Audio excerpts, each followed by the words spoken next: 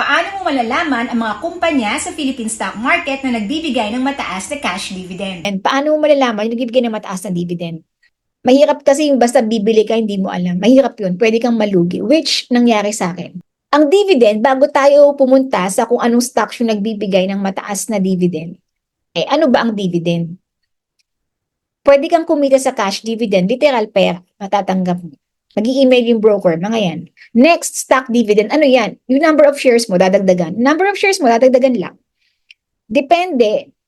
Ito, 13% binigay. Pero lagi ba to? Hindi eh. So ngayon, paano daw ilalabas yung pera? Paano daw ilalabas yung pera? Depende.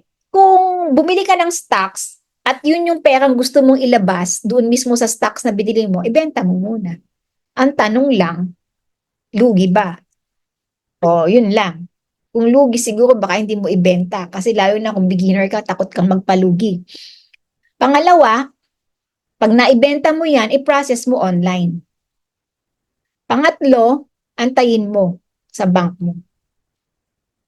Doon sa broker ko, 3 banking days ang aantayin mo kung galing sa pagbebenta ng stocks.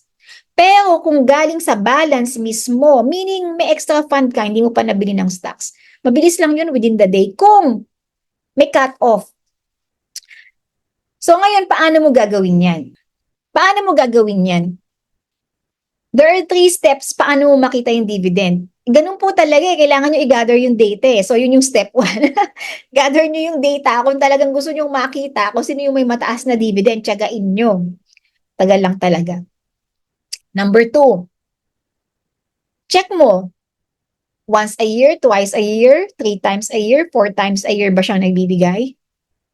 So, pag nakita mo, for the 5-year data, nakita mo yung may consistency ba, may pattern, ay every 2 years, ay twice a year, ay 3 times a year. So, gawin mo na siyang basis for next year. Kasi nakita mo may pattern eh. Pero kung guarantee, not guarantee. Okay? Pattern mo lang. Number 3, how much? Gawin mo din basis yung data mo. Kasi makikita mo dun, yung sa broker ko, 5 years yung data niya eh. So, may pattern ka na, ganito pala siya, hindi nagkakalayo-layo. So, may data ka na, makukompute mo na yon. Basta assumption lang, walang guarantee. Good stocks pa din piliin mo. Kung ayaw mo na talagang sumakit yung ulo mo. Punta ka dito sa Market Information, Indices Composition. Ayan ang mga blue chips na. As of November 11, AC, ACN, AEV, AGI, Ali, BDO, Bloom, BPI, CNPF, Converge, DMC, EMI, Globe, GTCAP, ICT, JFC, JGS, LTG, MBT, Mont or Mondi, Nickel, Pure Gold, SEC, SM, SMC, SMPH, TEL, URC, Wilcon. Okay, so ayan yung blue chips, dyan yung makikita, yan yung i-gather nyo. Meron akong ginawang video tungkol sa mga blue chips na nagbibigay ng mataas na cash dividend. Panoorin mo yung video na yun, lalagay ko dito.